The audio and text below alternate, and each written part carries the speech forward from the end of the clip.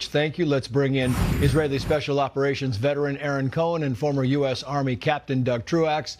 Thank you both for coming on. Doug, to you first. I want to play some sound. This is the Omani foreign minister and what he said to CBS on Iran. Watch.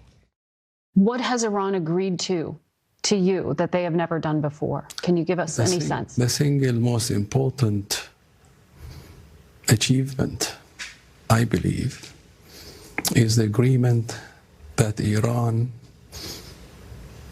will never, ever have a nuclear material that will create a bomb. Well, here's the big disconnect, though, on this thing, Doug, is you've got the Omani foreign minister saying, no, Iran is never going to have a nuclear weapon. But Iran has never said that. And that's a problem, and that's what the administration is dealing with tonight. What do you think?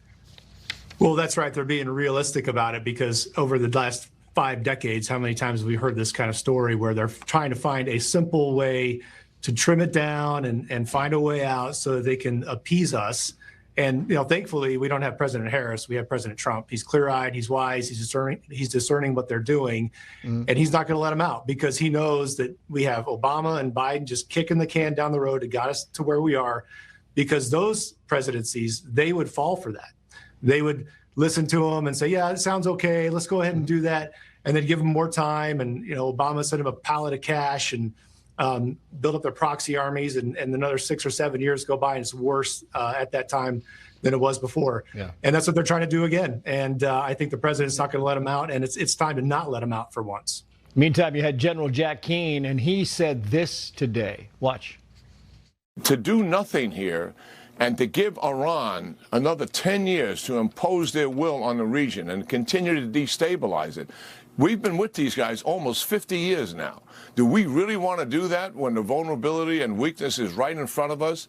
The historic opportunity to stabilize this Middle East once and for all, to have the Abraham Accords kick in?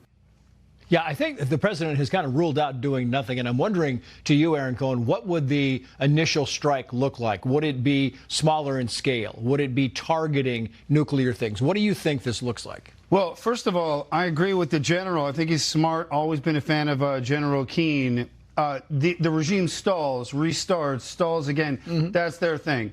As far as what this is going to look like, I believe, and I agree with what J.D. Vance said, Vice President Vance, which is it's always going to be selective. We're never going to have an Iraq 2.0 again.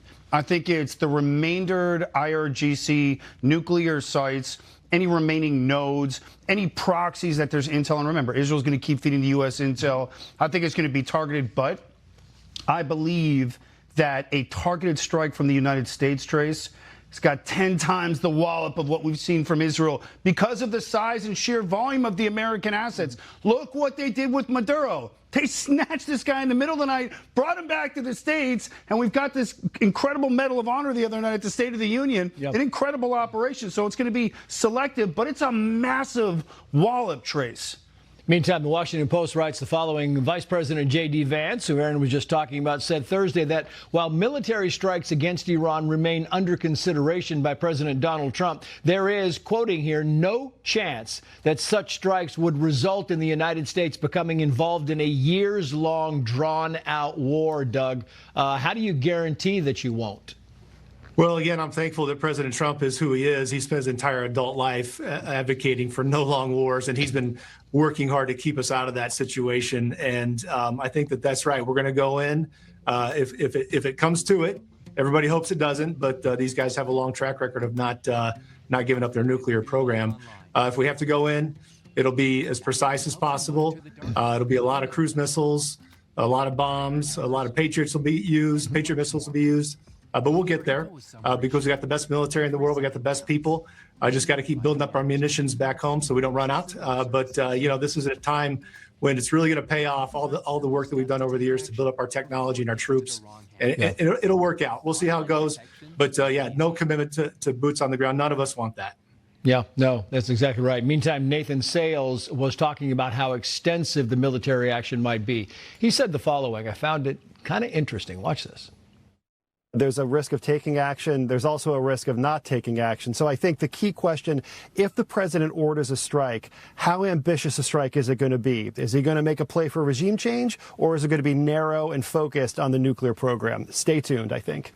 I mean, that's the whole thing. When you talk about ambition here, Aaron Cohen, I mean, how ambitious would this be? Could you go in? Could you go in and pull a Maduro thing and grab Ayatollah Khamenei or something of that magnitude, or you strictly go in, target, and get out? I think, first of all, Tris, I like where you're going with this because you know me, I like that special operations angle. And by the way, it's what keeps America out of that Iraq 2.0. I think Trump, when it comes to U.S. military might, special operations, understands that language of the Middle East, which is the spectacle.